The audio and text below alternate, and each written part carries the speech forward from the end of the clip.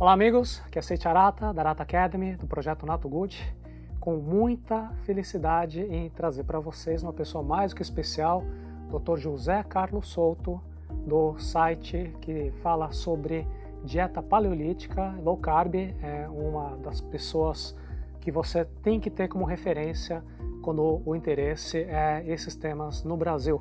Dr. José Carlos, tudo bem com você? Tudo bem, bom dia e muito obrigado pelo convite.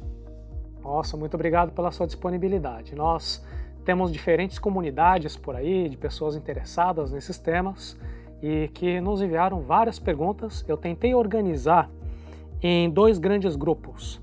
Temos as perguntas mais essenciais, principalmente para os iniciantes, aquelas perguntas mais recorrentes, que aliás eu recomendo para todos vocês que ainda não fizeram uma boa leitura detalhada do site do Dr. José Carlos Souto. Eu vou deixar o link aqui e você visita, porque a maior parte das perguntas já está muito bem respondida no blog do Dr. José Carlos Souto. De toda maneira, nós vamos repetir aqui as perguntas mais recorrentes para vocês e depois nós temos um segmento mais avançado com perguntas um pouco mais específicas. Doutor, com relação a metabolismo, a Isabel Souza Andrade pede para que a gente dê uma explicação a respeito das diferenças no metabolismo de hidratos de carbono, proteínas e gordura alimentar no organismo, de como cada um desses macronutrientes contribui para acumular gordura corporal. E ela até disse que nem todos os médicos sabem explicar isso com simplicidade e clareza. E a Cláudia também lhe cumprimenta e pergunta se a cada 2 ou 3 horas é importante comer para manter um bom metabolismo do organismo. Eu acho que com ambas as perguntas, tanto da Isabel como da Cláudia, a pergunta fundamental é aquilo que a gente está comendo, o que acontece com esses alimentos que nós comemos dentro do nosso corpo de uma forma simples de entender. Se puder deixar a sua opinião, isso é muito importante para nós. Bom, vamos lá. Obviamente a gente podia falar o dia inteiro sobre isso, né? É uma pergunta ampla. Primeira coisa que a gente tem que entender é que na nossa cabeça o conceito de calorias está muito ligado à alimentação. Só que o conceito de calorias tem um grande problema no que se aplica à alimentação humana, que diferentes calorias têm diferentes efeitos metabólicos no corpo. Tá? Então, quando a gente é criança, a gente faz aquela brincadeira, o que pesa mais, 1 quilo de chumbo ou 1 quilo de algodão? Né? E aí, claro, a resposta é que ambos pesam 1 quilo, portanto, ambos pesam a mesma coisa. No entanto, se eu falar o que engorda mais, 200 calorias de algodão doce ou 200 calorias de salmão, a resposta não vai ser tanto faz, ambos são 200 calorias, porque o efeito metabólico e hormonal destes dois alimentos é completamente diferente. Tá? De que forma? Então vejamos. Do ponto de vista físico, de fato 200 calorias são 200 calorias. Tá? É a quantidade de calor que eu preciso para elevar 1 litro da água em 200 graus ou então 200 litros da água em 1 grau. Tá? Essa é a definição física, vamos dizer assim. No entanto, se eu pegar, por exemplo, uma folha de papel, tá? Se eu colocar numa lareira, ela vai pegar fogo, ela vai liberar calor, ela contém calorias, mas se eu comer uma folha de papel, eu não vou engordar, porque o meu corpo é incapaz de extrair essas calorias. Tá? Esse é um exemplo extremo, mas para chamar a atenção de que num sistema físico, o que quer que eu coloque dentro de uma caldeira vai pegar fogo e liberar uma certa quantidade de calor. Mas num sistema biológico, se o organismo vai usar essa energia das calorias para acúmulo de gordura ou se vai utilizar para outras funções metabólicas, é uma decisão biológica e não física. Tá?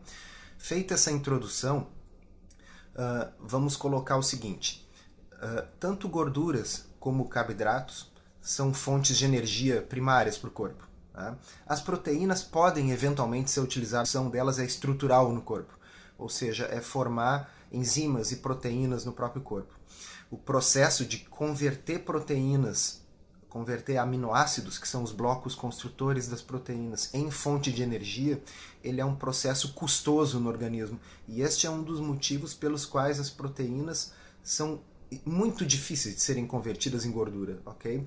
O número de passos bioquímicos que precisam ocorrer para que aminoácidos se transformem em gordura no corpo faz com que a maior parte das calorias das proteínas se percam nesse processo na forma de calor. Tá? Já quando nós comparamos gordura e carboidrato, tá? A gordura ela não tem praticamente um efeito hormonal no corpo no que diz respeito a armazenamento de gordura.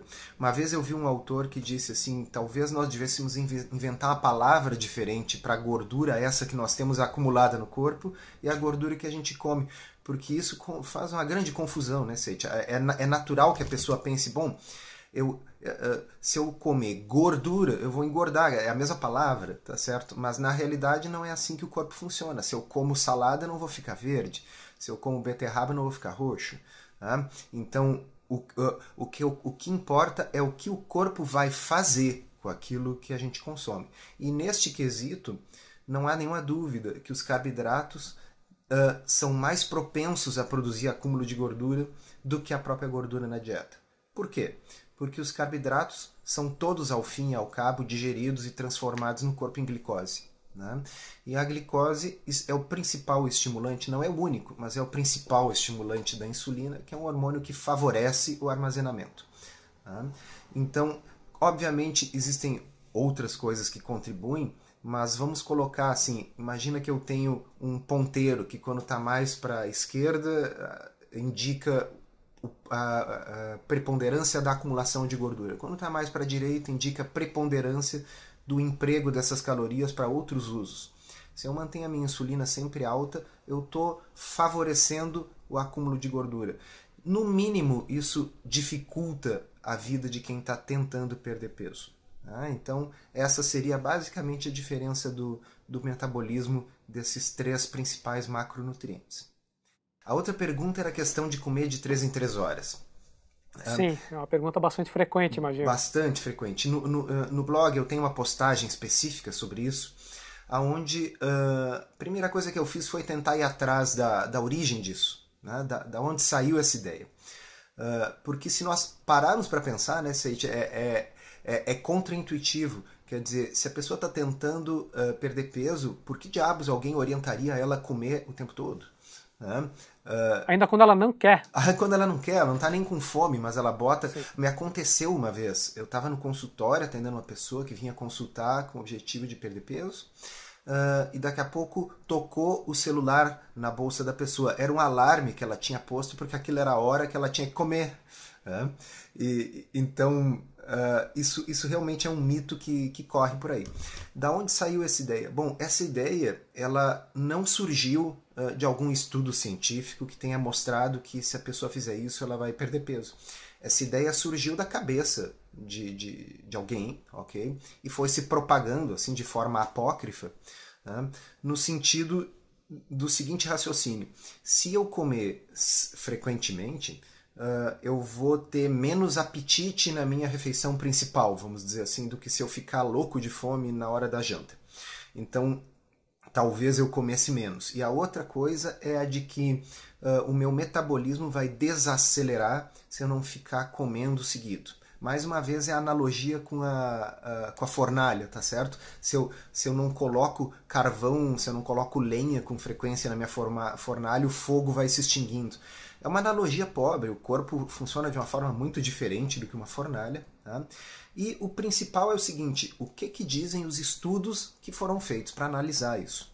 Tá? Então lá no blog eles estão citados para quem quiser confirmar a origem do que eu estou dizendo, mas aqui para nós o que interessa é assim: estudos analisaram, por exemplo, o metabolismo mensurado de pessoas comendo num dia e fazendo jejum no outro por mais de 20 dias. Quer dizer, por 20 dias as pessoas num dia comiam e no outro dia não comiam nada. E o metabolismo era exatamente igual nos dias de jejum e nos dias com comida. Outros estudos avaliaram até 72 horas de jejum completo, nos quais as pessoas consumiam apenas água. Ok? E com 72 horas, 3 dias sem comer absolutamente nada, o metabolismo estava um pouco mais acelerado ao final das 72 horas do que no início do estudo. Tá? Então, na realidade, isso é uma coisa que eu provavelmente vou repetir várias vezes hoje. Antes da gente fazer um estudo para saber se nós temos que comer de 2 em 2 horas, ou de 3 em 3, ou de 4 em 4, para não desacelerar o metabolismo, convém sempre primeiro ver se o metabolismo efetivamente desacelera, tá certo? E não é um, não é dois, quem quiser ver está lá no blog os estudos originais citados. Vários estudos já mostraram que o metabolismo não desacelera por ficar até 3 dias sem comer nada. Então 3 horas é ridículo, né? Ah, com certeza. Muito bom. Esse papo todo também paira na cabeça das pessoas.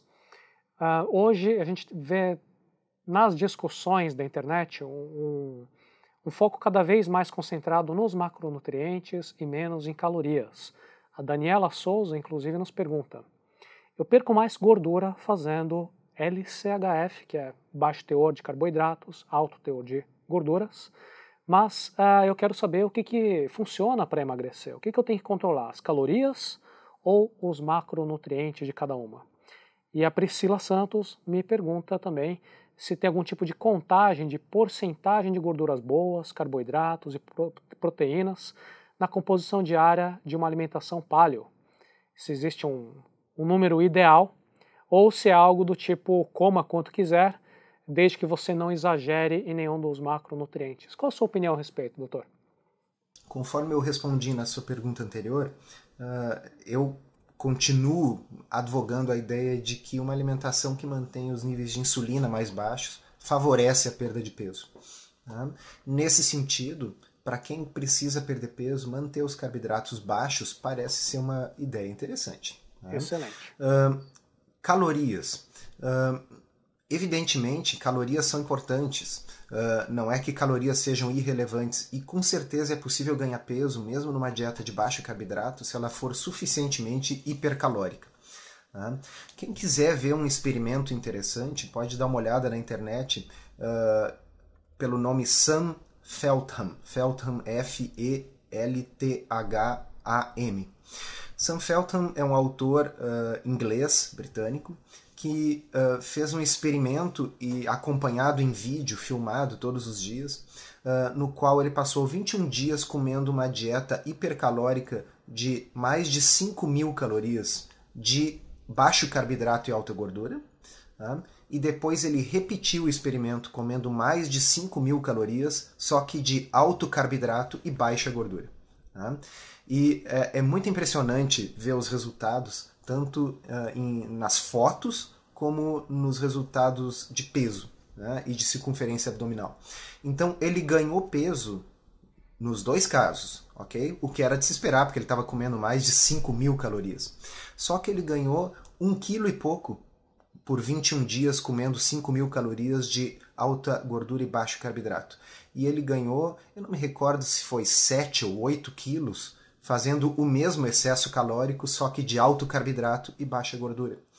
De modo que eu espero que isso responda à questão de que calorias elas são importantes, sim, mas elas são, na minha opinião, secundárias em relação à composição de macronutrientes.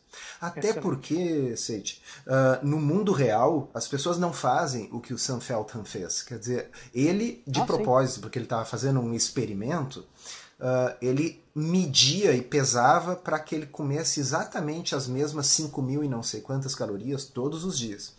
Agora, quem come uma dieta de baixo carboidrato, e todo mundo que está aqui nos ouvindo e já fez essa experiência, sabe que a fome diminui muito.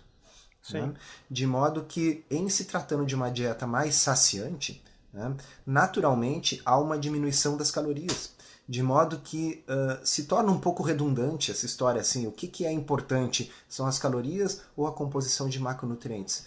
No fundo, uma coisa influencia a outra, não são variáveis independentes. Quando eu faço uma dieta de baixo carboidrato, mais proteína e mais gorduras boas dos próprios alimentos, eu tendo a comer menos naturalmente. Agora, uma outra pergunta bastante recorrente é com relação aos primeiros quilos. Temos dois relatos, o primeiro da Kátia Regina, diz que está fazendo a dieta do Can, não aguenta mais a vontade de começar a comer pão e banana, Além disso, em 15 dias, ela somente emagreceu 3 quilos. E aí parou a balança mesmo, ela fazendo mais esteiras. Ficou com dúvidas. E a Rosiane também diz que está fazendo uma dieta faz 4 meses. Emagreceu 5 quilos em 2 meses e depois disso parou de emagrecer com o mesmo ritmo. Eu acho que aqui vale aquele comentário a respeito do glicogênio, água e essa surpresa das pessoas com relação àquela expectativa de querer continuar o mesmo ritmo das primeiras semanas, né, doutor? Eu acho que cabe vários comentários aqui. O primeiro é o seguinte, quando a gente monta um esquema desses, uma mudança de estilo de vida, uma mudança na alimentação, na minha forma de ver, isso deve ser uma coisa sustentável no longo prazo e deve ser planejada para ser mantida de forma permanente. Tá? Eu realmente penso que dieta do Kahn não se encaixa nessa descrição, tá? Porque ela é uma dieta pobre em carboidratos e também pobre em gordura. Como nós falamos antes, a gordura não causa as alterações hormonais que favorecem o armazenamento de gordura no corpo. De modo que restringir a gordura se torna desnecessário numa dieta de baixo carboidrato e se torna, na minha opinião, contraproducente. Tá? Contraproducente por quê? Porque a gordura ela dá sabor aos pratos. Tá? Quem já comeu assim um peito de frango sequinho feito com um fio de óleo no tefal, como sugere o Dr. Dukan, sabe que aquilo ali não tem gosto de nada. Né? E quem já pegou uma galinha com pele e assou no forno, se temperar só com sal já vira uma maravilha, tá certo? Então, manter uma dieta de baixo carboidrato e baixa gordura é ruim, é pouco palatável e realmente acaba abrindo um espaço maior para essa necessidade de buscar coisas que tenham um gosto bom. Né? E muitas vezes essas coisas vão ser doces, como falou a nossa ouvinte, a nossa espectadora, e que vão sabotar o processo. Né? De modo que eu penso que um esquema de baixo carboidrato e baixa gordura, a pessoa faz e ela quer emagrecer muito rápido, porque ela quer se livrar logo daquela dieta, que ela sabe que não vai poder manter o resto da vida, aquilo é insuportável. Ok? Bom, eu estou aqui falando com você e eu, desde que comecei a estudar esse assunto e me convenci disso, eu como uma dieta de baixo carboidrato há 4 anos, ok? Então, se eu como há 4 anos, obviamente isso é um plano de longo prazo. Porque eu me sinto bem, eu me sinto saciado, eu vejo que eu tenho opções saborosas, tá certo? E variadas. Né? Então, isso encaixa na questão do tempo que leva para a gente perder peso. Se eu levar vários meses para perder, ok? Se eu começar a perder lá pelas tantas 1 quilo por mês, né? Portanto, a pessoa pode dizer, bom, isso é muito lento. É lento em termos, porque a pessoa também não engordou 20, 40 quilos em 2, 3 meses, tá certo? Levou tempo para ganhar e pode levar tempo para perder.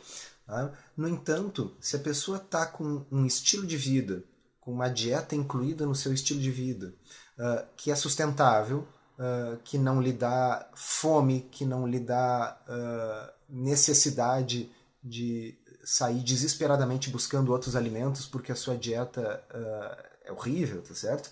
Bom, então em 10 meses vão ser 10 quilos, tá certo? Quanto à pergunta da perda inicial de peso, você falou muito bem na questão do glicogênio. Vamos explicar, porque eu acho que não é todo mundo que sabe isso, mas o corpo ele armazena energia em 2 formas principais. A maior, mais importante, todo mundo conhece, é a gordura propriamente dita, porque é um local onde nós podemos armazenar energia de forma quase que ilimitada, tá certo? O tecido gorduroso, como nós sabemos, ele se expande para acomodar mais gordura. Já o glicogênio, o que é o glicogênio? É a forma em que a glicose é armazenada no corpo. Né?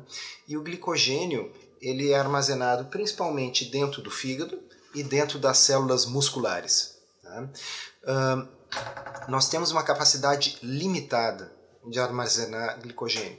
Então, esse é um dos motivos pelos quais o corpo, quando nós consumimos uma dieta mista, que contém quantidades iguais de carboidrato, proteína e gordura, o corpo tende a usar primeiro o carboidrato e depois a gordura. Por quê? Porque o carboidrato ele não tem como ser armazenado em grande quantidade, e a gordura sim. Do ponto de vista evolutivo, simplesmente faz todo sentido que o organismo opte por utilizar primeiramente os carboidratos. Então, uma forma simples até de vocês entenderem isso é assim: se nós quisermos obrigar o corpo a usar a gordura, nós não podemos ficar oferecendo carboidrato para ele o tempo todo. Caso contrário, ele necessariamente vai usar o carboidrato em primeiro lugar. Okay?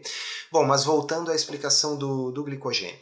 O glicogênio são moléculas grandes compostas de várias moléculas de glicose agregadas. De certa forma, ele é o equivalente nos animais ao amido nas plantas. Tá? E o glicogênio ele retém consigo água. Tá? Cada molécula de glicogênio retém consigo várias moléculas de água, de modo que nós acabamos armazenando, digamos, uma pessoa que tenha 500 gramas de glicogênio no corpo, distribuídos entre fígado e músculo, vai ter em torno de 2 quilos, 2 litros de água associado a esse glicogênio. Tá? Isso se torna importante porque no início de uma dieta de baixo carboidrato, a pessoa começa a consumir o glicogênio do corpo naturalmente. Quer dizer, se eu não estou consumindo glicose, o corpo começa a retirar essa glicose daquele estoque de glicose que o corpo tem, que é o glicogênio. E ao fazer isso, a água que estava ligada a esse glicogênio é liberada e eliminada pelos rins. Tá? De modo que a pessoa perde peso na forma de glicogênio e água nos primeiros dias, primeiras semanas de uma dieta de baixo carboidrato, e isso ocorre com bastante velocidade. Então seria até ingênuo a pessoa imaginar que começou uma dieta de baixo carboidrato na segunda-feira e chegou no domingo daquela mesma semana com 3 quilos a menos e imaginar que ela eliminou 3 quilos de pura gordura. Okay? Ou que esses 3 quilos vão continuar na próxima semana e na outra, ou que isso vai continuar assim. Sim. Né? Quer dizer, nós evoluímos por milhões de anos com a grande preocupação do nosso organismo sendo de reter calorias e impedir que nós morrêssemos de fome. Então nós não temos um organismo tão incompetente a ponto de perder essa grande quantidade de gordura em tão pouco tempo. Okay? Então o corpo faz força, ele resiste à perda de gordura, isso deve ficar muito claro. Né? E o que nós utilizamos, por exemplo, em dietas de baixo carboidrato é uma estratégia de simular para o organismo uma situação análoga à do jejum. Quer dizer, no jejum, o que acontece? A pessoa não está comendo nada. Tá? Como ela não come nada, os níveis de glicose no sangue tendem a diminuir e isso provoca uma queda brusca da insulina. Essa queda da insulina sinaliza para as células gordurosas que está na hora delas liberarem a gordura contida dentro delas. E esse mecanismo, se a gente parar para pensar, funciona maravilhosamente como um reloginho. Porque justamente no momento do jejum nós precisamos que o corpo use uma fonte alternativa de energia e a melhor fonte seria a própria gordura do corpo. Numa dieta de baixo carboidrato, nós mantemos a insulina baixa porque nós evitamos aqueles alimentos que elevam mais a nossa insulina. Então a insulina tende a baixar, mesmo que nós não estejamos em jejum. Então é uma forma de tentar burlar, vamos dizer, esse mecanismo e utilizar ele a nosso favor. Tá? Então é natural que a perda de peso inicial dos primeiros dias, primeiras semanas, seja maior, seja mais intensa. Uma parte dela é água, não é só água, tá? Mas chega a ser 2/3 água. Tá? E a partir dali nós continuamos perdendo peso, mas aí sim na forma de gordura, só que ela é uma perda mais lenta. Né? E desde que nós tenhamos claro de que isso é uma mudança de estilo de vida que nós estamos fazendo no longo prazo, o fato de ser um pouco lento não muda. Eu vou inverter isso e vou colocar para os nossos ouvintes da seguinte forma. Digamos que ao invés de perda de massa gorda, nós estivéssemos falando em ganho de massa magra. Né? Alguém esperaria que a pessoa ganhasse grande quantidade de músculos em pouco tempo? Né? Não. Né? É uma coisa ingênua. Tá? E da mesma forma, o ganho maior ocorre no início.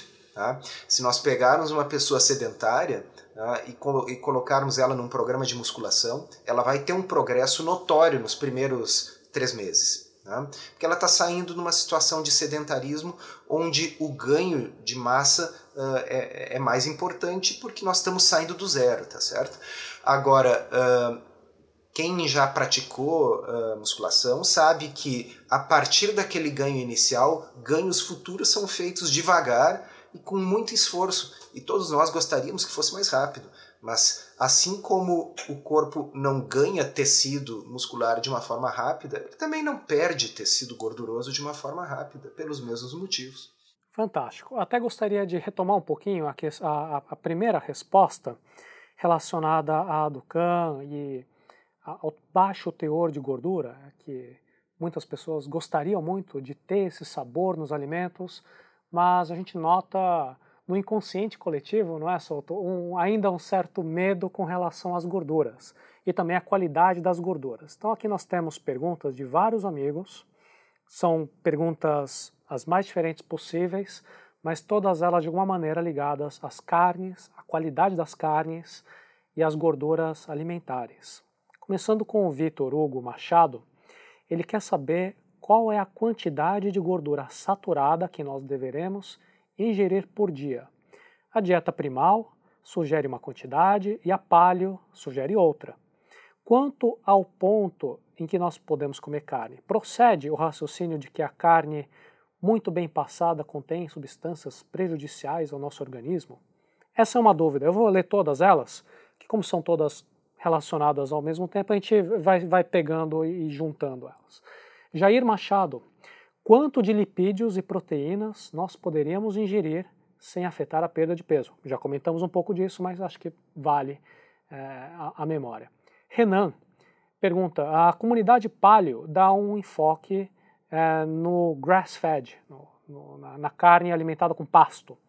Mas para nós, pobres mortais, estamos sem acesso ainda. Poderia dizer como isso afeta a qualidade alimentar de um low-carb brasileiro e se isso realmente faz uma grande diferença no consumo a longo prazo? Quer dizer, ele está comparando com a carne alimentada com grãos, que principalmente é minha pesquisa é principalmente um problema nos Estados Unidos. No Brasil eu acho que não é tão grave assim, mas eu gostaria também de saber a sua opinião. Flávia Rodrigues, quero saber sobre a gordura de carnes animais não orgânicos alimentados com grãos. Eu acho, né, Souto, muita gente está lendo os livros americanos e está pegando aquela paranoia do americano importando para o brasileiro. E também não é? Vamos trabalhar um pouquinho nelas, depois a gente puxa as próximas? Vamos. Então, assim, ó, vamos começar com essa questão da carne. E deixa eu até falar isso de uma forma mais ampla. Eu penso que a gente tenha que imaginar como uma série de círculos concêntricos. Tá? Aquilo que é a coisa mais importante, vamos dizer, está no centro. Depois nós temos um segundo círculo, que são coisas um pouco mais importantes. E assim nós vamos tendo círculos maiores sobre coisas que também são importantes, porém não tanto. Então, vamos explicar o que eu quero dizer. Nós estamos partindo, em geral, de uma pessoa que vinha comendo a dieta ocidental padrão. Ok? Descreva ela para nós, por favor. A dieta ocidental padrão é o quê? É uma dieta com fast food, é uma dieta com doces industrializados, ok? É uma dieta baseada em pães, bolos, massas, biscoitos recheados, ok? Vamos pensar na dieta com a qual a maioria de nós aqui que estamos conversando crescemos e naquilo que nós comemos durante, vamos dizer, os nossos primeiros anos ali de faculdade, tá certo?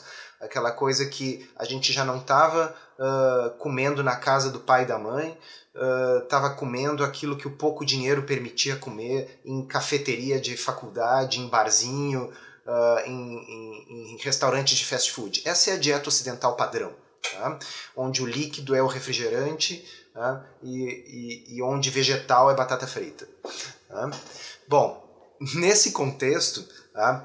O primeiro círculo, o círculo mais importante, corresponde ao quê? A restrição dos carboidratos refinados. Ok? Então eu tenho que tirar o açúcar da dieta, eu tenho que parar de comer farináceos. Tá? Eu acho que esse é o ponto padrão. Se uma pessoa simplesmente fizer isso, ela já vai ter uma melhora muito significativa nessa saúde. Provavelmente vai perder peso. Se o sujeito era pré-diabético, os seus exames vão melhorar. Só com isso. Tá? Não importa que ele ainda esteja comendo salsicha, tá certo? Porque salsicha é melhor do que pão. Então, nós temos que ter essa noção que existe uma gradação na escala do péssimo para o ruim. Vou até complementar, se você me permite, é aquela pessoa que está navegando no Facebook, vê aquele post que foi muito compartilhado recentemente, que a carne do salmão é uma porcaria porque é o salmão de cativeiro, então ele fica com medo do salmão ou de qualquer outro peixe, porque o salmão ele tem um outro pequeno problema, que é a questão do custo, né? Mas você tem ótimos peixes, também criados em cativeiro, mas que tem um preço muito mais barato, mais acessível. Fala assim, então eu não vou mais comer esse negócio de peixe, eu vou pegar uma pizza congelada, colocar no micro-ondas, que é mais... não é? Entende? Então a busca da perfeição leva ou a uma ansiedade extrema, que é o que a gente chama de ortorexia, quer dizer, a pessoa não consegue praticamente comer mais, ou ela não consegue ter uma vida social, ela não consegue sair para comer com os amigos, porque ela basicamente não coloca nada na boca que não tenha passado pelo crivo dos mais altos sacerdotes do paleo mundial. Ou então a pessoa diz assim, olha, é impossível isso aqui, eu não aguento mais, chuta o balde e vai comer hot pocket, pizza de micro-ondas, esse tipo de coisa. Então é muito importante, e eu insisto nisso, eu fiz uma postagem recente sobre isso, que o nosso ouvinte entenda assim, comer qualquer peixe, e eu digo qualquer peixe, é melhor do que não comer peixe nenhum. Eu estou absolutamente convencido disso. E quem quiser, simplesmente procure os dados nutricionais, não em sites de pessoas comprometidas com alguma coisa. Eu digo, vão no site do Departamento Americano de Agricultura, vão no site do Ministério da Saúde, vão num livro-texto, ok? E compare a composição nutricional do salmão de cativeiro e do salmão criado livre. Não há nenhuma dúvida que o salmão criado livre tem uma composição nutricional melhor no que diz respeito à proporção de ômega 3 e ômega 6. Ele tem mais ômega 3 e menos ômega 6. Mas o salmão de cativeiro ainda tem mais ômega 3 do que 6. Okay? A proporção não é tão boa como a do salmão criado solto, mas ele tem. Então, se nós não tivermos essa noção de que há círculos de importância, fica muito difícil. Então, nós já imaginamos a nossa pessoa que saiu da dieta ocidental padrão e ela agora está restringindo os carboidratos. Ela leu o livro do Dr. Atkins, tá certo? E chegou à conclusão que ela tem que comer menos carboidratos. Isso já vai ser uma grande coisa, ok? Bom, depois o próximo passo é essa pessoa se dar conta de que o ideal é comer alimentos não processados, tá certo? Porque nós temos, vamos dizer, uma pessoa pode fazer uma dieta Atkins comendo margarina, né? Afinal, margarina é low carb, tá certo? Eu posso fazer uma dieta Atkins tendo como minha fonte de proteína salsicha e mortadela, ok? Bom, então a pessoa se dá conta, não, eu quero alimentos minimamente processados. Então essa pessoa vai começar a comer como fonte de proteína peixe, aves, carne, ovos, tá? Vai começar a comer mais salada, ok? Bom, isso é um salto imenso de qualidade, vamos dizer, o nosso segundo círculo. Tá? Nós saímos da dieta ocidental padrão para uma dieta com menos carboidratos processados. Agora nós estamos começando a pensar em alimentos de origem mais natural, ok? Bom, aí agora nós temos um outro passo que é o seguinte, bom, não basta eu comer esse ovo, eu quero saber se esse ovo foi criado, foi produzido por galinhas que se alimentaram de uma forma mais adequada, que foram criadas soltas e tal. Ok, eu concordo que isso é uma coisa boa. Tá? E quando eu vou no supermercado, eu compro os ovos caipira. Quando eu tenho tempo, eu vou numa feirinha ecológica que tem aqui a uns 2 km da minha casa e compro ovos que eu sei que foram de animais criados soltos mesmo. Ok? Mas se eu não tiver tempo para nada disso, e se no supermercado não tiver ovos caipira, eu vou comprar o ovo mais comum que tiver. Tá? Porque ele é importante na minha alimentação. Tá? Na minha rotina alimentar, eu gosto de consumir ovos. Tá certo? Então, se eu tiver numa situação onde vai me trazer uma tremenda angústia, se eu vou realmente ficar desesperado porque eu não posso comer um ovo que não seja um ovo orgânico, alimentado com chia e amaranto dos Andes, ok? Nesse momento é ortorexia, virou doença, ok? É um transtorno psiquiátrico. Tá? Isso não é bom, isso não é saudável e provavelmente isso vai tirar anos de vida da pessoa pelo estresse gerado. Tá? Aqueles anos que ela queria ganhar com as suas opções saudáveis. Tá? Então eu concordo 100%, Seiti, com a ideia de que o gado brasileiro ele é na sua grande parte alimentado com pasto, tá? Até por uma questão do nosso modelo produtivo. Tá? A gente ouve falar, se a gente ouvir o pessoal da indústria da alimentação, eles lamentam o fato de que o gado brasileiro ainda é criado de forma extensiva. Tá?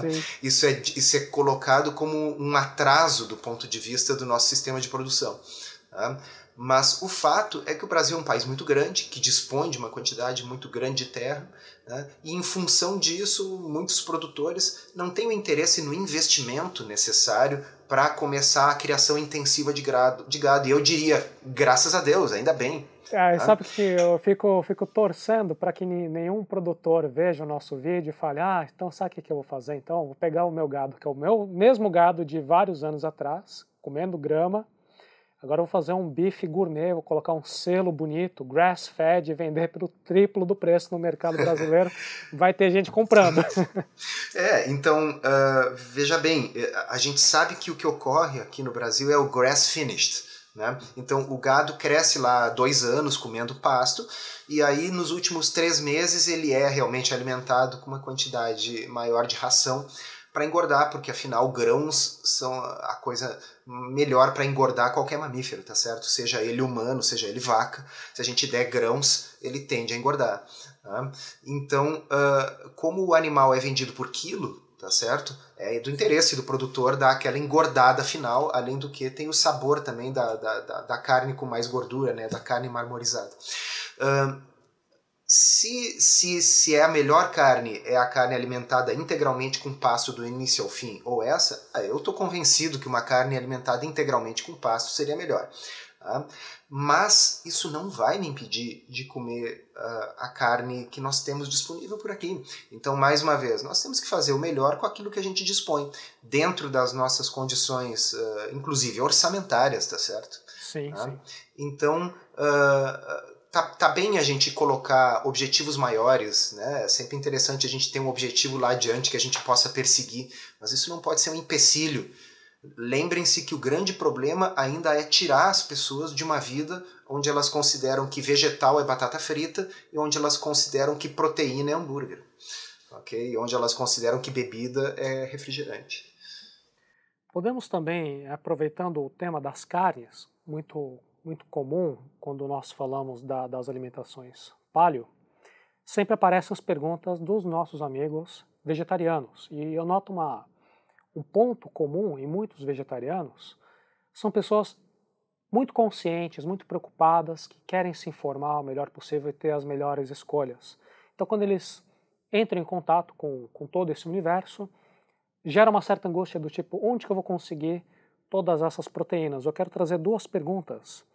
Kézia de Carvalho pergunta, Dr. Souto, gostaria de saber por que o senhor prefere a dieta paleo à dieta vegetariana? Tem um documentário na internet chamado Troque a Faca pelo Garfo, em que se comprova os malefícios da carne e da proteína animal de modo geral, e que as pessoas curam várias doenças apenas com uma alimentação vegetariana, incluindo vários grãos. Qual é o seu ponto de vista a respeito disso? Ok. Vamos começar pelo seguinte. Como eu disse antes, a dieta ocidental padrão é o ponto baixo, tá certo? É a pior coisa que a humanidade já gerou em termos alimentares. Tá? Então, eu realmente concordo com o nosso ouvinte, com o nosso leitor, de que uma dieta vegetariana é melhor que a dieta ocidental padrão. Tá? E, portanto, não me espanta que uma pessoa que estivesse comendo aquilo que eu descrevia antes, uma dieta baseada em fast food, doces, refrigerantes, tenha uma melhora na sua saúde quando limpa a sua dieta e passa a adotar uma dieta vegetariana. Tá? Então, eu vou deixar bem claro aqui uma coisa que eu também escrevi esses dias numa resposta a um leitor no blog. Eu não considero que a dieta paleo, low carb, é o único caminho para o nirvana da saúde. Tá? É uma das alternativas, é uma alternativa que tem uma base teórica muito forte na medida em que utiliza um conceito evolutivo aplicado à saúde. É uma alternativa que tem uma série de estudos, ensaios clínicos randomizados que mostram a sua eficácia. Tá? Então, eu comecei a escrever ontem e pretendo continuar escrevendo nos próximos dias, na medida do tempo, uma série de postagens onde eu tento esclarecer para as pessoas que palavras como o documentário X ou Y prova que A ou B é verdade, então isso não existe, tá, pessoal? Um documentário desses, ele é como uma propaganda política, tá certo? Então eu posso usar o mesmo argumento para dizer, olha, o programa do partido político X prova que os seus componentes são honestos e nunca roubaram. Tá? Se eu assistir a propaganda eleitoral do partido X, eles vão provar, eles vão mostrar que eles são honestos, tá certo? Então, existe uma hierarquia das evidências científicas. Tá? Então, esses estudos, vamos colocar assim, para usar a analogia que eu utilizei aí da política, tá? Quando aparece um vídeo gravado de um determinado político recebendo propina e colocando dentro da cueca, tá certo? Aquilo ali é o equivalente no mundo da ciência a um ensaio clínico randomizado. Tá? Quer dizer, é uma coisa inequívoca. Contra aquilo não há o que dizer. Tá bem? Já o resto, muitas vezes, são opiniões. Tá? Então, vamos dizer, um vídeo feito por um vegetariano vai tentar amealhar todo tipo de argumentos, sejam eles válidos ou não válidos, sejam eles argumentos de ensaios clínicos randomizados ou não, no sentido de mostrar que aquilo é a única opção viável, é a única opção saudável. Então, o que eu diria para o nosso leitor? Primeiro, eu acho que a sua opção vegetariana é melhor do que a dieta ocidental padrão. Tá? Mas eu colocaria uma seguinte pulga atrás da orelha. Não existe nenhuma sociedade de estilo de vida tradicional, tá, que seja vegetariana. Tá? Sim, nós temos algumas sociedades, vamos pegar, existem áreas da Índia onde o pessoal é vegetariano, mas eu estou falando de sociedades de estilo de vida tradicional, sociedades aborígenes. Tá? E isso deve nos dizer alguma coisa. Tá? Nunca houve. Tá? Segundo, se nós formos observar a saúde dos veganos, quando comparada com a saúde dos vegetarianos, os vegetarianos saem ganhando. Né?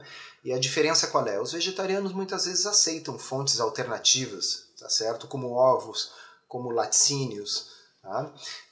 Então, eu vou colocar o seguinte, eu acho que não é muito producente uma discussão, uma guerra entre paleos e vegetarianos, especialmente na medida em que muitas das coisas pelas quais nós lutamos são as mesmas, né, Seite?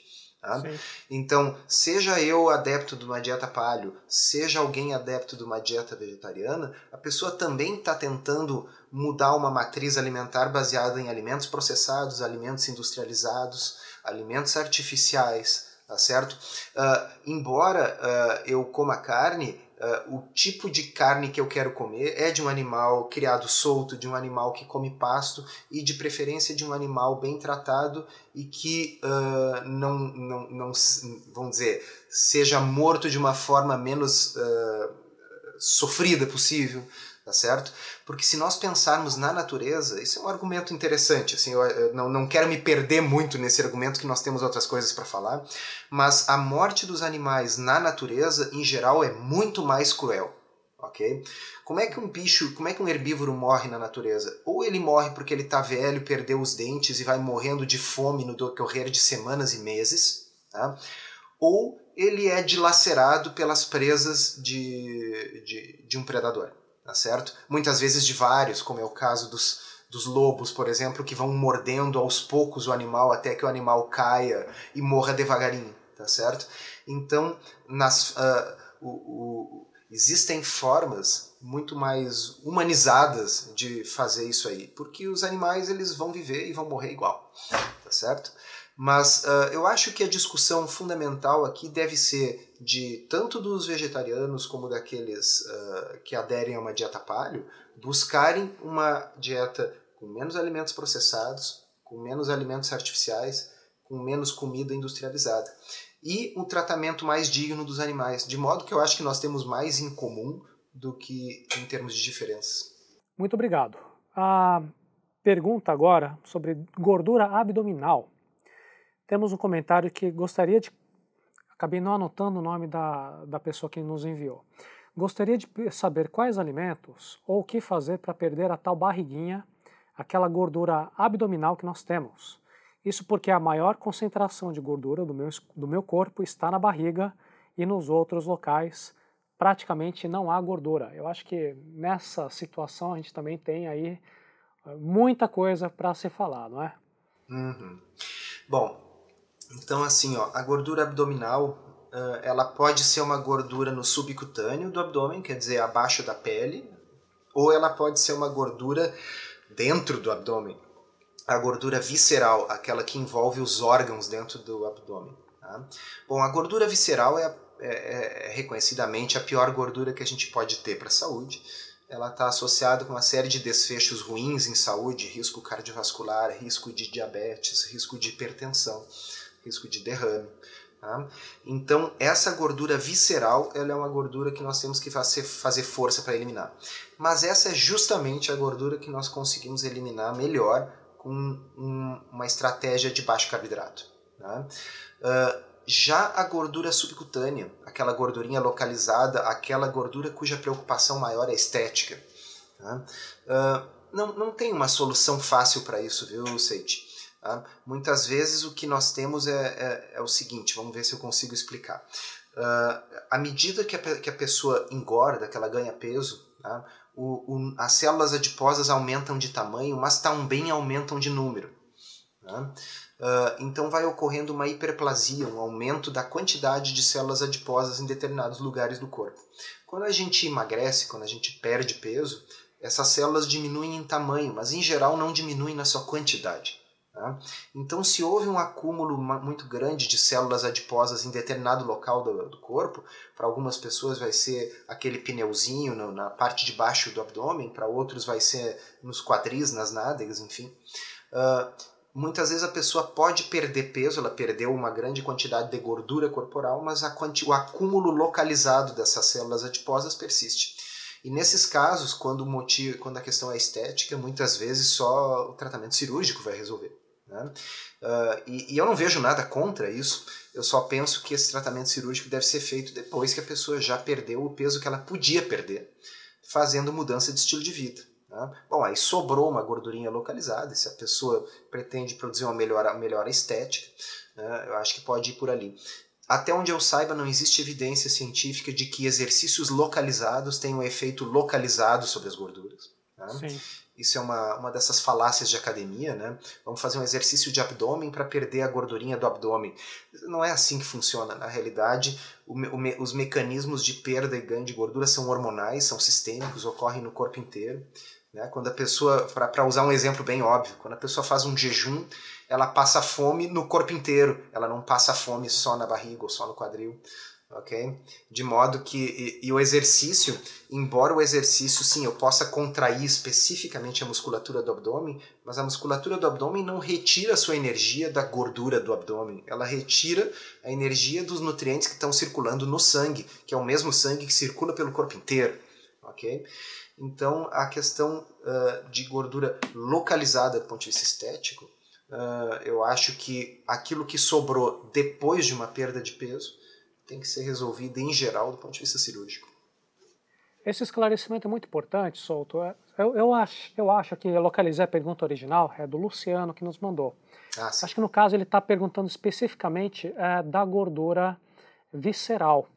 E eu acho que foi muito importante essa explicação inicial sua, porque muitas pessoas ainda talvez acreditem naquela ideia de que a gordura é para proteger o corpo contra oscilações de temperatura, contra o frio, contra choques.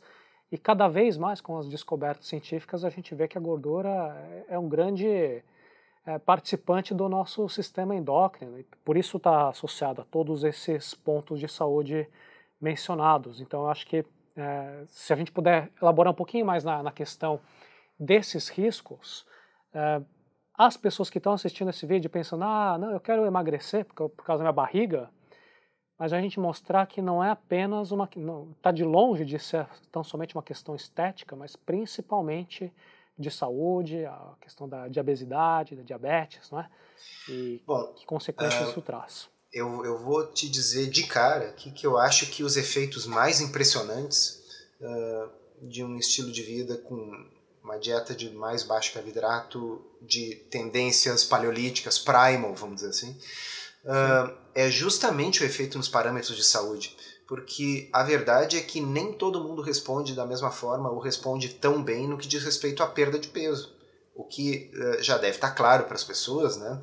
É muito comum em um casal, um perder grande quantidade de peso, o outro faz exatamente a mesma dieta e perde bem pouquinho, ok?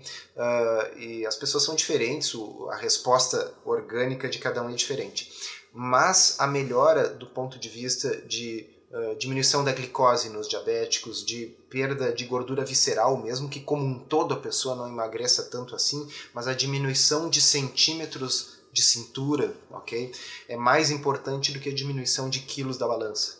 Né? Justamente porque essa gordura visceral, ela tá, como o Seiji falou, o tecido adiposo ele também funciona como um órgão endócrino secretor de uma série de substâncias, hormônios e citocinas, tá? Que trazem uma série de problemas. Tá? Então, vamos dar um exemplo assim. A gordura no fígado, por exemplo, tá? Ela está relacionada ao desenvolvimento de resistência à insulina e diabetes muito mais do que a gordura no subcutâneo. Tá? Eu já tive a oportunidade de ver, ano passado tive um caso muito impressionante de um paciente que era magro, tá? Provavelmente se nós fôssemos fazer o IMC dele daria algo como 21, 22, tá? Realmente uma pessoa magra. Tá? E que tinha as enzimas hepáticas 10 vezes acima do normal, investigou hepatite, não era hepatite, o gastroenterologista dele pediu uma biópsia de fígado e 40% do fígado dele já estava substituído por gordura. Tá? Ele já tinha o início de cirrose, ele não bebia, tá? Essa cirrose era devido ao acúmulo de gordura no fígado. Tá? Então os exames dele eram péssimos, embora ele fosse um sujeito magro. Tá? Bastaram 6 meses de dieta de baixo carboidrato para que as enzimas hepáticas dele revertessem completamente ao normal. Tá? Então, nesse paciente, nós efetivamente salvamos essa pessoa de desenvolver uma cirrose e eventualmente um transplante hepático, tá certo? E com certeza salvamos de vir a desenvolver diabetes e outras complicações da resistência à insulina, porque ele tinha a gordura no pior lugar que ele podia ter, que era no fígado, tá certo? Agora, se ele tivesse a mesma quantidade de gordura distribuída pelo corpo, ele teria alguns quilos a mais, né? Mas isso não teria o mesmo efeito metabólico.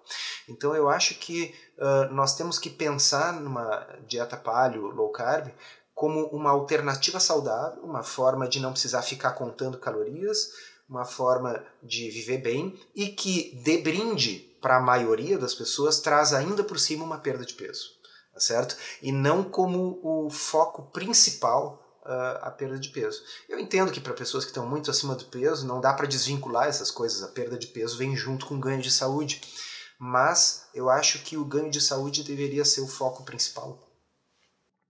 Eu fiquei muito feliz ouvindo essa história porque, como a gente sempre fala, a internet ela tem grandes vantagens, permite que as pessoas se informem e com essa informação possam ter um diálogo efetivo, eficiente, junto com os prestadores de serviço de saúde quando fazem a consulta individual.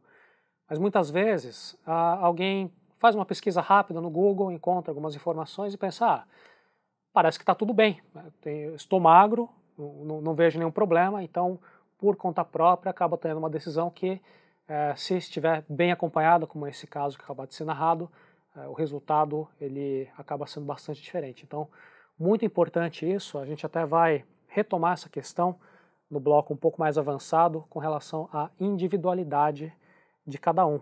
Mas antes, ainda falando da parte essencial, eu acho que outra dúvida muito recorrente, principalmente aqui no Brasil, é com relação a arroz e feijão, não é, doutor? Aqui a gente tem as perguntas de várias pessoas com relação aos grãos, falar, puxa, mas eu tiro arroz e feijão da minha dieta? E algumas perguntas um pouco mais específicas da Stefani. Ela diz que está acompanhando um trabalho de um homeopata que retira todos os industrializados da alimentação, mas mesmo com tudo isso, ele não condena o arroz e o feijão para dieta, então, por esse profissional, o arroz e o feijão estão liberados. E uma outra pessoa nos escreve, mencionando o livro do Tim Ferriss, o 4 Horas para o Corpo, que, de certa maneira, recomenda um tipo de dieta paleo, mas ele deixa bem claro com relação à recomendação para o uso do feijão. Uhum. E aí fica a dúvida. Qual a sua opinião a respeito? Bom, primeira coisa, nós temos que diferenciar quem é o nosso público, tá bem? Então, uma vez eu escrevi no blog, quem quiser procurar, bota no Google lá, tratamentos e causas. Essa postagem aborda uma confusão que nem sempre aquilo que causa um problema é a mesma coisa que nós temos que usar para resolver o problema. Vamos dar um exemplo que eu coloquei naquela postagem. O que causa a dor de cabeça não é falta de aspirina, tá certo? No entanto, nós sabemos que nós podemos usar a aspirina para tratar dor de cabeça, tá bem? Então, o que causa dor de cabeça pode ter sido uma noite mal dormida, pode ser preocupação, pode ser tensão, pode ser tantas coisas, tá certo? Mas, uma vez que a dor de cabeça esteja instalada, nós podemos usar uma aspirina para aliviar. Então, eu realmente não acredito, Seide, que as pessoas estão engordando e adoecendo porque comem arroz com feijão. Tá? E eu não acredito que as pessoas estão engordando e adoecendo porque comem muitas frutas. Tá? E eu não acredito que as pessoas estão engordando e adoecendo porque comem muito sushi. Tá? As pessoas, obviamente, estão engordando e adoecendo porque elas têm uma genética desfavorável para suportar a grande quantidade de carboidratos refinados que elas consomem no seu dia a dia. Tá certo? Então é o excesso de açúcar, é o excesso de farináceos e a disponibilidade disso 24 horas por dia e não apenas nas refeições, não apenas no café, no almoço e na janta, como era tradicionalmente, mas o fato de que em qualquer lugar agora é possível encontrar barato a possibilidade de beber calorias líquidas de açúcar e consumir alimentos altamente processados e viciantes baseados em carboidratos refinados. Tá? Ok, uma vez que a pessoa tenha engordado e esteja obesa ou diabética ou com síndrome metabólica, embora frutas não tenham causado isso, embora arroz não tenha causado isso, bom, agora nós estamos lidando com uma pessoa num estado de doença, onde a restrição de carboidratos, a fim de ser terapêutica, vai precisar ser uma restrição mais severa. Não sei se está claro. Tá? Então, eu realmente não acho que arroz seja a causa do excesso de peso e do diabetes da maioria das pessoas. Mas uma vez que a pessoa desenvolva o diabetes, uma doença que se caracteriza por intolerância à glicose e resistência à insulina, consumir um alimento que é virtualmente glicose pura, trabalha contra. Ok? Então, qual é o meu público? Eu estou falando para as pessoas saudáveis do nosso Brasil o que elas devem comer. De certa forma, eu acho que a orientação atual do Ministério da Saúde não está errada. Okay? O arroz com feijão está lá presente, é um prato típico do brasileiro, é um alimento barato. Tá? O feijão, mal ou bem, é um alimento nutritivo. Tá? E eu prefiro muito mais que a nossa população esteja comendo arroz com feijão do que esteja comendo Cheetos com Coca-Cola. Ok? Bom, qual é o meu público? O meu público é alguém com síndrome metabólica, diabetes e sobrepeso? Aí eu acho que o arroz com feijão talvez não seja a melhor opção. Por quê? Porque eu vou estar dando um alimento que é rico em carboidratos, que vai elevar a insulina, e essa insulina alta vai trabalhar contra a tendência dessa pessoa, o esforço da pessoa em perder peso. Ok? Eu li o livro do Tim Ferriss. Eu li o livro do Tim Ferriss ainda antes dele ser traduzido. Tá? E é interessante o livro do Tim Ferriss. Eu já tive pacientes que consultaram e me disseram que perderam uma boa quantidade de peso fazendo a dieta do Tim Ferriss, que é basicamente uma dieta low carb com feijão. Tá? O feijão ele é interessante porque, embora 75% das calorias do feijão sejam carboidratos, tá? 20 e poucos por cento é proteína e tem um pouquinho de gordura. Tá? Embora a maioria seja carboidrato, mas é um carboidrato de absorção bem lenta. Portanto, o pico de insulina provocado pelo feijão ele é tardio, ele é lento. Tá? O Tim Ferriss, inclusive, chama isso de slow food. É slow carb, desculpa. Né? Ao invés de low carb, é slow carb, quer dizer, um carboidrato lento, de absorção lenta. Tá? Eu já tive, se tiver nos ouvindo aqui alguém que já consultou comigo, talvez a pessoa tenha ouvido falar, tenha ouvido de mim, eu falar, que olha, o feijão, se for para um consumo eventual, 1 ou 2 vezes por mês, 1 ou 2 vezes por semana, eu não vejo maior problema. Tá? Por quê? Justamente nesse sentido, quer dizer, o impacto glicêmico dele é pequeno. Eu não sou um paleo fanático que trata a coisa como religião. Ok? Então, assim, o feijão, se nós formos ver na literatura médica, nos estudos, inclusive há alguns ensaios clínicos, comparando um grupo onde há um aumento proposital das leguminosas, das coisas que crescem em vagens, como feijão e lentilha, versus um grupo controle, normalmente o grupo que consome leguminosas tem desfechos de saúde melhor. Tá? Então, eu discordo um pouco dessa ideia da paleo original do Dr. Cordain, de que as leguminosas são terríveis porque elas são cheias de antinutrientes, etc. Eu acho que elas são fontes de carboidrato que podem não fazer sentido dentro de uma dieta de muito baixo carboidrato. Ninguém vai conseguir fazer uma dieta cetogênica, por exemplo, comendo feijão, não vai dar certo. Okay?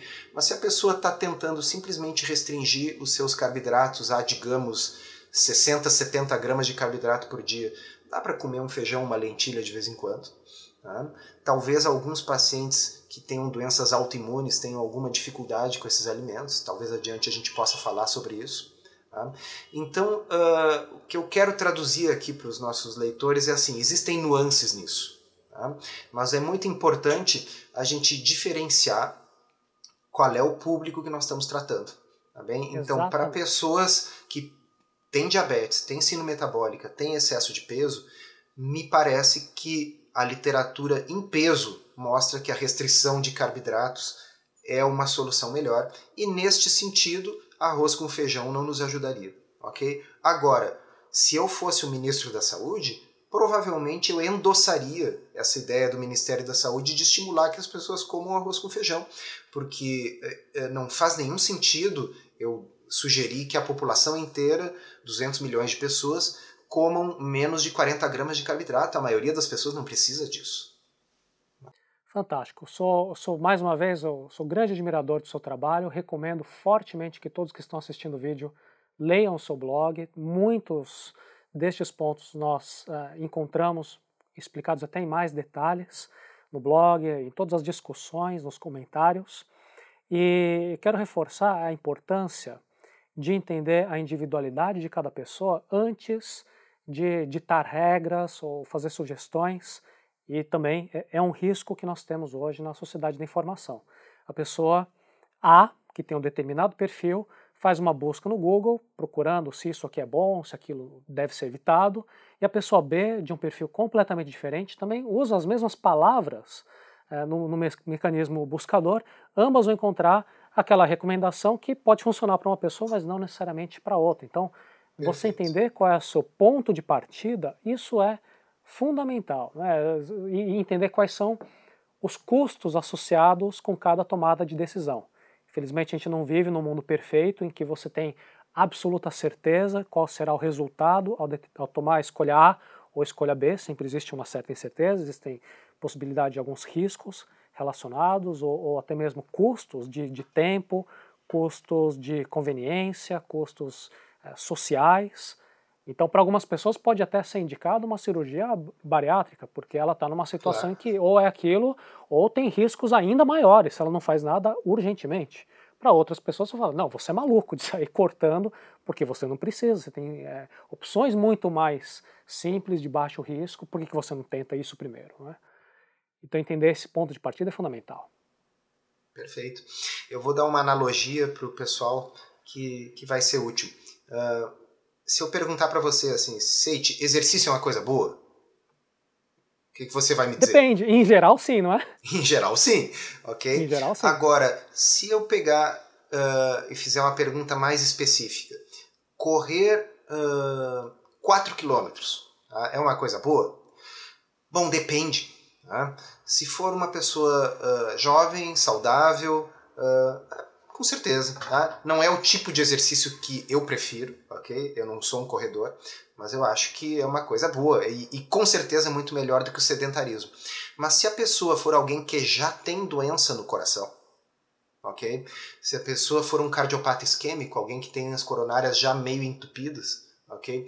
Talvez se essa pessoa for tentar correr 4 km, ela caia dura, ela morra, ela tem um infarto. Tá? Então o tipo de orientação para essa pessoa deve ser um outro tipo de exercício. Tá? Então, e não, eu li na internet que é bom correr, então eu vou correr. Exato. Tá? Então, infelizmente, depende sim do nosso ponto de partida. Tá? E, poxa vida, isso vale para tudo na vida, né? Por que não valeria aqui no caso? Algumas recomendações são genéricas, nós podemos partir daquelas que são absolutamente genéricas, do tipo respirar é uma coisa boa, ok? Para todos os seres humanos. Né? Nós podemos partir daquelas que também são aplicáveis do ponto de vista de nutrição. Alimentos não processados e naturais, de uma forma geral, são melhores. Bom, acho que todo mundo concordaria com isso. Agora, quando chega na situação de comer arroz é uma coisa boa ou ruim, né? Você está falando comigo aí de Tóquio, né, Seiti? Sim. Ah, o pessoal come arroz pra caramba. Ah, poxa, eu também estou comendo bastante aqui. E no entanto, quer dizer, isso não parece afetar muito a cintura dos japoneses. Tá? Mas aí nós entramos naquilo que nós falamos antes. Quer dizer, não afeta porque o arroz originalmente não é problema. Tá? Na realidade, deixa eu até agora eu vou te entrevistar, Seiti. Se come muito doce, muito açúcar no Japão? Você sabe que é tão interessante isso, porque inclusive minha namorada, a gente saiu do restaurante, foi 3 dias atrás, ou 2 dias atrás, não me recordo. Eu perguntei para ela, você quer procurar algum lugar com alguma sobremesa? E ela falou, não estou com vontade, porque o prato principal, ele já é um pouco adocicado. Então você não fica... Aliás, se você vai para um restaurante muito tradicional japonês e procura pelas sobremesas, ou não tem, ou é algo que, pelo menos pro brasileiro típico, não é algo muito apetitoso, porque é um doce feito de feijão, é um feijão meio docinho e coisas parecidas. Então, o prato principal ele já tem uma certa doçura, e a sobremesa, quando existe, ou quando você vai atrás, ela tem um sabor até um pouco salgado. Então, é um conceito diferente. Mas, provavelmente um japonês acharia os nossos doces muito doces. Né? Extremamente doces. Inclusive, eu me recordo da primeira vez que eu vim para cá, mais de 10 anos atrás, e naquela época eu tomava refrigerantes, tomava sucos, desses de caixinha. Eu notei que os refrigerantes e sucos daqui, eles eram muito menos doces do que os brasileiros. Então, mas voltando àquela ideia da dieta tradicional ocidental, de forma alguma você vê o cidadão médio aqui se empanturrando com aquela quantidade de doces, de biscoitos, chocolates, farináceos. Farináceos, né? Então, antes do Japão estava até, só essa história que eu acho que é interessante para os nossos amigos, estava na Tailândia e perguntei para as pessoas em diferentes locais, nos mercados locais, pessoas assim, bem tradicionais, mas falavam, o que vocês comem no café da manhã? Todo mundo me respondeu, eu como o resto do jantar. Se sobrou ontem um pouco de verdura, um pouco de peixe, um pouco de porco, eu vou e como isso. Então eles não têm essa ideia de que no café da manhã tem que ter bolo de fubá, tem que ter pão, tem que ter biscoito, não existe essa ideia. Então é algo que pode ser mudado. Não tem nenhum lugar Perfeito. escrito na pedra que todo mundo tem que comer pão e bolo no café da manhã. Não existe isso. Então é muito interessante isso que você está me falando, porque mostra o seguinte, e é isso que eu queria deixar de mensagem para quem está nos ouvindo. Não existe nenhuma sociedade moderna, nenhum país contemporâneo onde vocês vão descobrir que as pessoas comem low carb. Não tem isso, as pessoas comem carboidratos, tem mais arroz no Sim, Japão, sim, sim. tá certo? Tem mais Sim, mandioca no verdade. Nordeste do Brasil. Agora, a questão é, o que produz doença é o excesso de carboidratos refinados. Tá? Mas uma vez que a pessoa esteja num estado de doença, ela não basta ela voltar a comer como a dieta tradicional do japonês ou do tailandês, porque a quantidade de carboidrato que tem na dieta tradicional do japonês não é suficiente para adoecer a pessoa, mas ainda é muito alta para curar uma pessoa que já adoeceu. Okay? Esse seu comentário é perfeito. Até quando eu vou para um desses bares que eles fazem os noodles, né, o ramen, e você vê muitos japoneses no peso ideal, digamos assim, e comendo lá muito macarrão, comendo muito arroz, e realmente sem essa situação. Mas o que a gente não vê é eles comendo quantidades enormes de pão, de biscoitos e outros farináceos. Então, existe sim Bebendo um consumo, mas não é exagerado. Cheio de açúcar. Exato. Né? Então, naturalmente, existe um limiar. Assim, a tolerância aos carboidratos ela é individual para cada pessoa. Tá? Mas existe uma certa quantidade que, se a pessoa consumir, 2/3 da população vai adoecer, que é o que a gente vê hoje em dia. Certo? Sim. Então, carboidratos não são um veneno que ninguém deveria comer. Não é assim que funciona. A restrição de carboidratos é uma atitude terapêutica para resolver um problema que não foi criado necessariamente porque a pessoa estava comendo. Veja bem, eu sei que eu estou repetindo, mas é para ver se entra na cabeça das pessoas. As pessoas não criaram aquele problema porque comiam fruta demais todos os dias. Não é esse o problema. Tá? Ninguém engordou porque comia fruta demais. A pessoa realmente ganhou peso pelos carboidratos refinados e pela quantidade em gramas de carboidrato excessiva que comia todos os dias, especificamente refinados e líquidos. Carboidratos líquidos significa sucos de frutas doces e refrigerantes. Ok? Bom, feito o estrago, aí sim a restrição acaba tendo que ser uma restrição mais importante. Se o sujeito já desenvolveu uma resistência à insulina importante, já é um diabético, talvez ele nunca na vida dele volte a poder comer a quantidade de carboidratos que alguém que nunca adoeceu pode comer. Ok? Até peço sua licença, me corrija se eu estiver errado aqui na maneira de tentar explicar. Aquele indivíduo inicialmente saudável, que passou por alguns eventos que o colocaram numa situação disfuncional metabólica, quer dizer, o corpo dele, todos os mecanismos internos metabólicos já não estão mais funcionando de forma saudável, então ele está num ponto em que é muito difícil você dizer para ele, use sua força de vontade, até acho que alguns profissionais da medicina algumas décadas atrás, tinha um pouco desse pensamento, tipo, o que o pessoal precisa é tomar vergonha na cara, consumir menos calorias, fazer mais exercício, e, poxa, aí é normal, obviamente ele vai emagrecer. E o que a gente tem tentado dizer é o seguinte, olha, apenas força de vontade não basta, porque da mesma maneira que um menino que pegou um resfriado, e todos nós pegamos resfriado quando a gente era criança, e alguém falava, vai para a escola, ou então vem brincar com a gente futebol aqui no pátio, você falava, não consigo, eu tenho que ficar na cama, não aguento, não me sinto bem, não estou disposto. Então ele está numa situação, de certa maneira, com uma certa analogia, parecida. A pessoa que está numa situação de obesidade, síndrome metabólica, quando você diz para ele, tenha uma atitude, comece a comer diferente, a pessoa vai dizer, para mim é muito difícil. Poderia trabalhar um pouquinho esse meu jeito simples de explicar com a sua experiência, doutor? Então, quando a gente começou a nossa conversa, nós comentamos aquele negócio assim, o que pesa mais, 1 quilo de chumbo ou 1 quilo de algodão? E a resposta, obviamente, é que ambos pesam 1 quilo. ok? E aí eu disse assim, mas o que engorda mais, 200 gramas de açúcar ou 200 gramas de ovos? E a resposta muda, 200 gramas de açúcar engordam mais. Tá? Por quê? Porque 200 gramas de açúcar tem um efeito hormonal muito ruim e muito diferente do que 200 gramas, não, 200 calorias de ovos. Tá? Então, o foco exclusivo nas calorias, como muito bem o Gary Taubes, autor do livro Por que Engordamos, que eu acho que todo mundo tem que ler, tá? O Gary Taubes coloca muito bem isso. Ele diz assim, esse é um dos pecados originais da nutrição. Tá? O pecado original da nutrição é o foco exclusivo nas calorias. Porque se eu me foco exclusivamente nas calorias, o meu raciocínio se torna simplista. Basicamente, essa pessoa tem que comer menos calorias e tem que gastar mais calorias. Se ela engordou, é porque ela está comendo calorias demais e está gastando calorias de menos. Ou seja, eu estou aplicando para ela 2 rótulos, o de guloso e preguiçoso. Ok? E aí eu passo a olhar aquela pessoa com sobrepeso como uma pessoa que tem uma falha de caráter. Ok?